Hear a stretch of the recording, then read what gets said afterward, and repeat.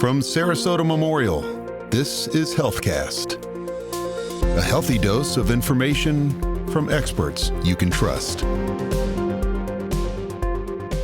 Hi, everybody. Welcome to HealthCast. I'm Heidi Godman. In this episode, we're going to be talking about public versus private hospitals. What's the difference? And more importantly, what does the difference mean to you as a patient? We'll also find out more about the man who leads Sarasota Memorial Healthcare System. We'll find out about his background, and we'll also find out what's influenced his approach. Our guest is David Verrinder, the president and CEO of Sarasota Memorial Healthcare System. Welcome to the program. Thrilled to be here today. Okay, let's get right to it. So tell us about the difference between a public and a private hospital. So you have both in this country. We have not-for-profit hospitals and we have for-profit hospitals. A not-for-profit hospital really is there to serve a community and the medical needs of that community, whatever those may be. And we look at that all the time and determine what those needs are and go through a strategic planning process to address those. A private hospital or a for-profit hospital really is more of sometimes a niche player. They play a vital role to the community and a lot of times very good hospitals. But they're at the end of the day, they're there to serve the community along with the shareholders that own the hospital. And SMH is one of the largest public hospitals in the nation. Can you give us an idea of how vast it is? I mean, what are the services and how far does its reach extend? So we've grown quite a bit over the years. We have a 95-year history at this point, and really have had some exploding growth over the last few years. We're up to around 839 beds today, about $1 billion of revenue. Our services are pretty vast. It's much easier to tell you what we don't do than what we do. We don't have a burn center, so we coordinate with local with a regional burn center for that, and we don't do transplants. Once again, we coordinate that with a regional approach on that. But everything else we pretty much do, and our reach goes from, I always say, it's south of the Skyway Bridge to north of Fort Myers. But quite honestly, we have international patients that come in from all parts of the globe. And SMH has experienced just tremendous growth since you took over in 2014 as CEO. And for a private hospital, that might be seen as really just a way to make more money. But it's different for a public hospital, isn't it? Tell us a little bit about the safety net. Sure. So we provide a little bit of everything. So we take all comers. So whether you have insurance or not, whether you're a Medicaid patient or not, we take our commercial insurance. We take everyone. We provide services that are traditionally not very profitable or money losers. For example, our NICU unit, high investment, low to zero or negative margin in that.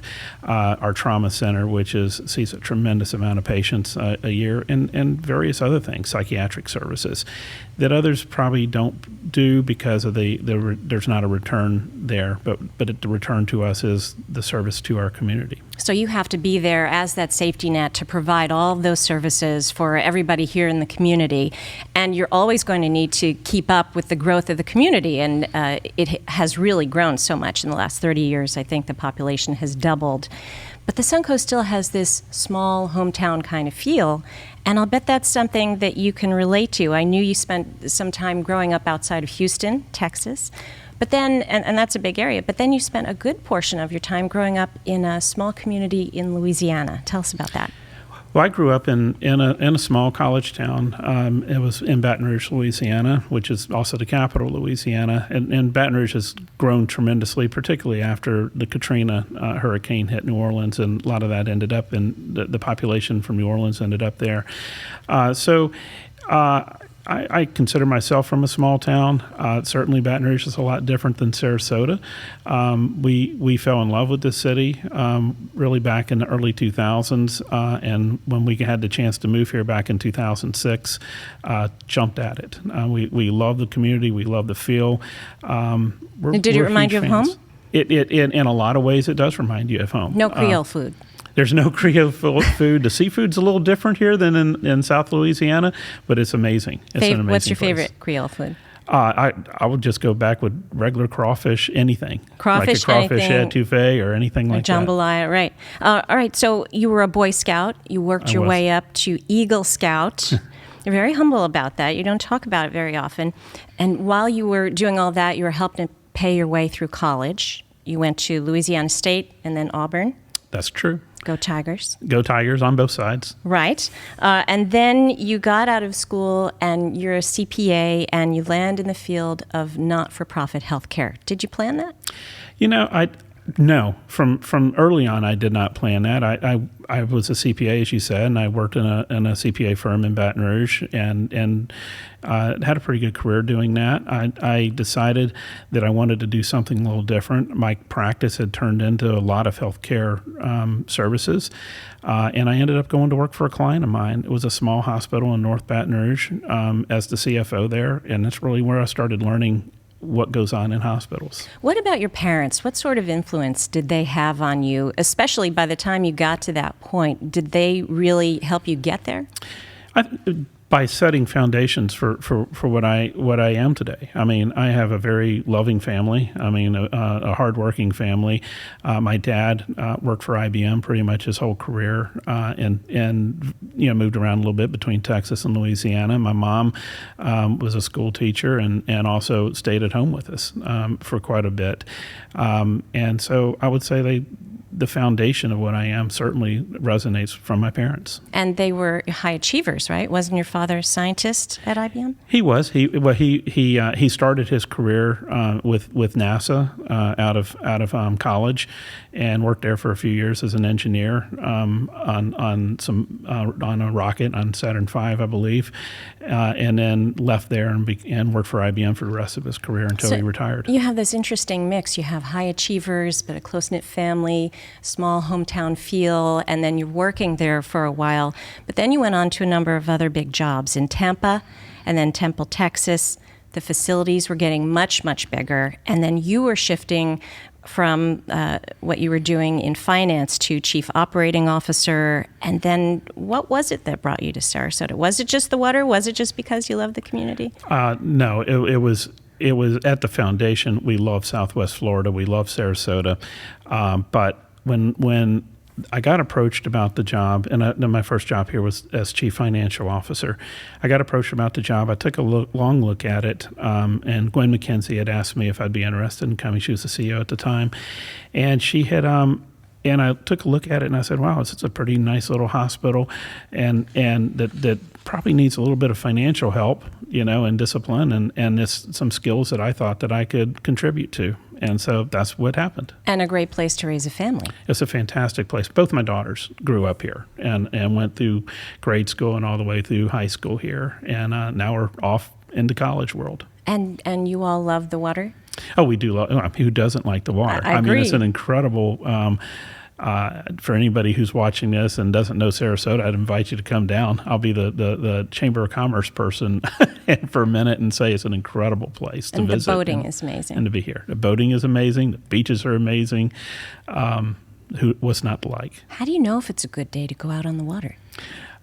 You go over one of the bridges, the Ringling Bridge or something like that, and you look out there, and if you see there's whitecaps, you take that as a beach day, or go to Mote Aquarium or somewhere and visit that. If you don't see whitecaps, it's a great day to go out and fish. Right, and fishing is so great here too. So you came here for the job, for the lifestyle, but you really had a big job ahead of you because SMH looked so different when you got here. A second ago, you just said that things weren't as great as they could be, but in fact, it was really losing money. And you, David, are credited with helping to engineer this major financial turnaround at SMH. What did that take?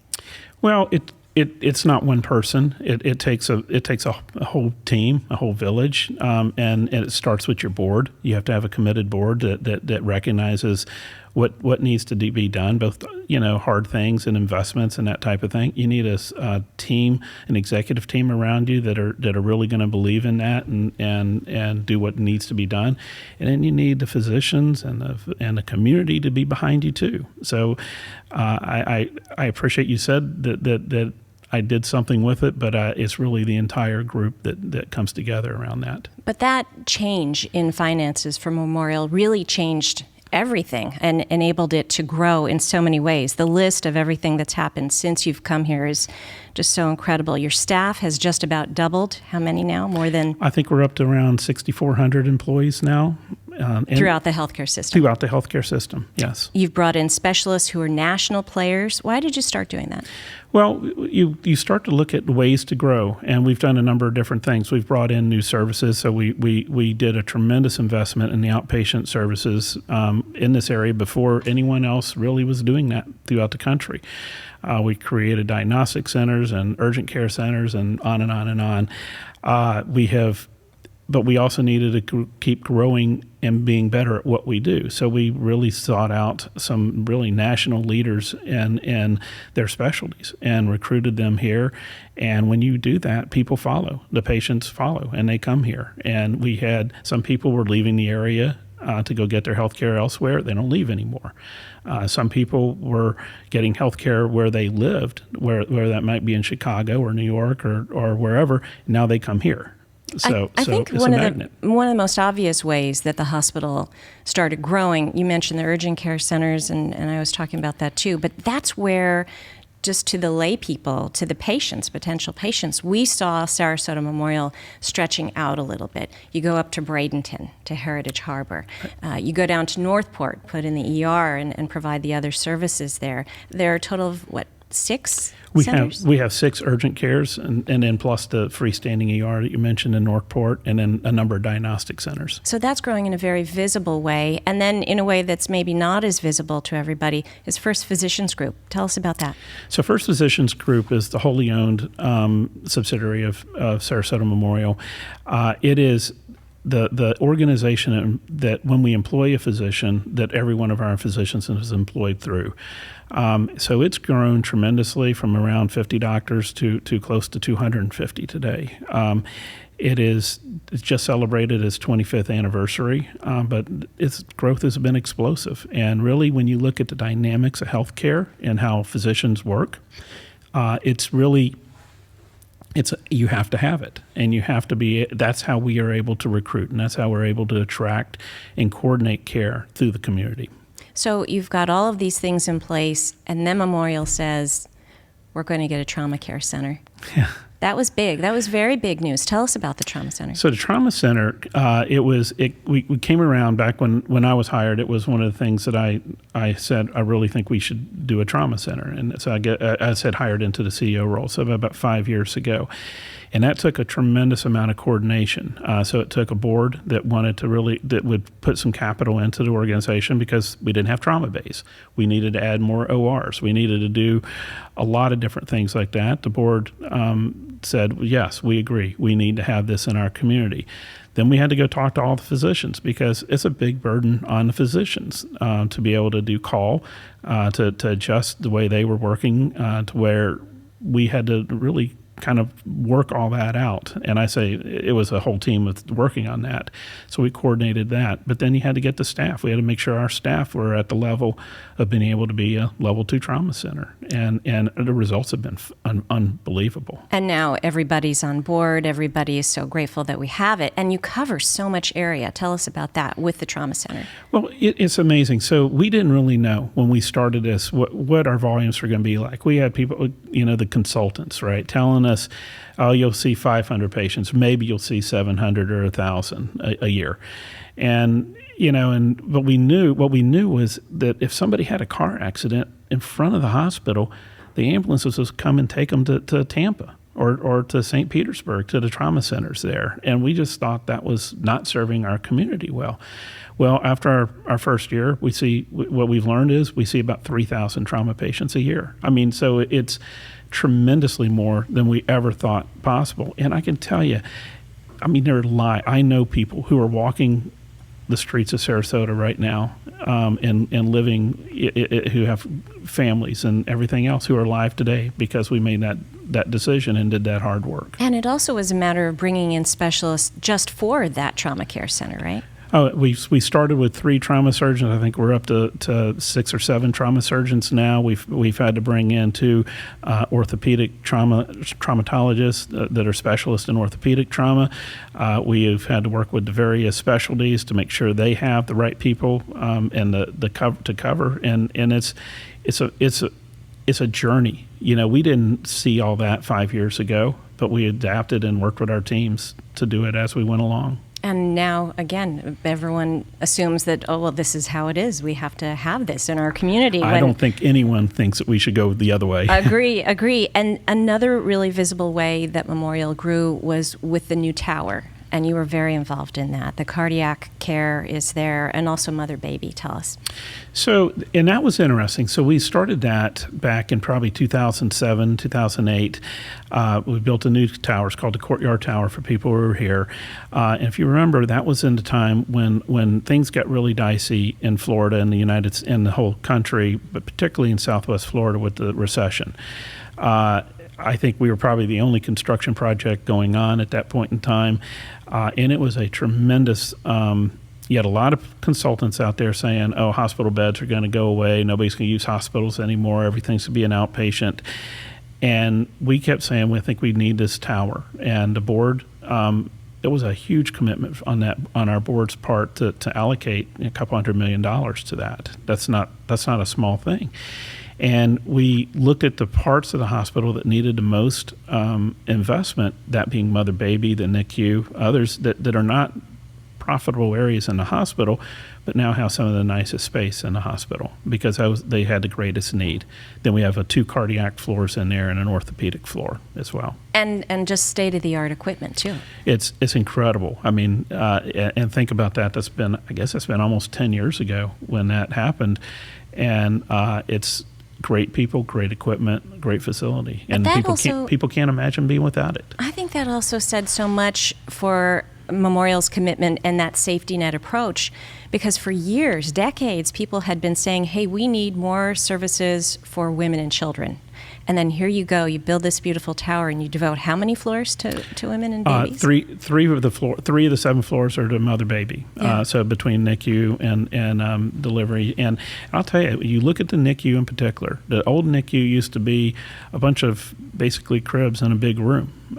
And now they're all individual rooms where families can be together and have their privacy and get incredible health care. It's a much different situation. And I think that said a lot to the community. And then after that, you built another tower, the rehab pavilion.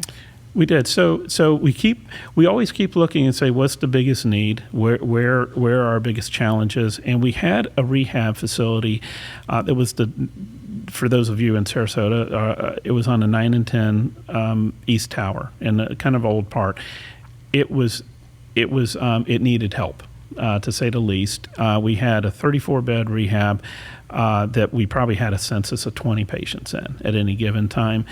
And we built that new 53-bed or 54-bed building on the back, and it's been full ever since. I mean, and people rave about it. So. And the equipment there, I mean, we're talking about cutting edge. Tell us about some of that equipment because it's really right out of a sci-fi movie. It's amazing. If you go up there and take a tour of it, I mean, we have tracks. I mean, a lot of this equipment was kind of built for this hospital, and now is being sold elsewhere. So really we try to go all in and try to make sure we had the best of everything. But some of it, you can put someone who can't walk, who can't stand, and they can walk around the facility. Yeah, now. that track. That's the it's track. On the That's ceiling, right. And then they're suspended, but they get to walk. The endoskeleton. I mean, nobody had that. Nobody had that before when we did that. And people are coming from far away. Yes. To try and get in on that. I mean, this is really drawing a lot of business, and so, but it's also serving the population. It gets people back. I mean, people who have had strokes or bad accidents or anything else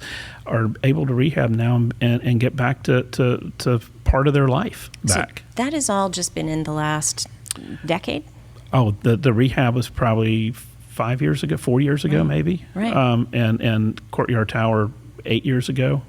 And so for someone who's lived in this community for a long time, like I have, you sit back and you see suddenly all this growth, and now you learn that Memorial is going to grow even more. on a tremendous level. You have two very big projects going. One, let's talk about SMH in Venice. Now, that has been something that you've been talking about for a long time. It's going up very quickly, and a lot of people have really wanted that service. So Venice, we're very excited about. We bought that property, the 65 acres, back in 2005. We finally are development. If you go drive by it today, you'll see columns coming up out of the ground, and we expect to be open in the fourth quarter of 2021. It is going to be our first satellite hospital in 95 years, and so we're excited about it.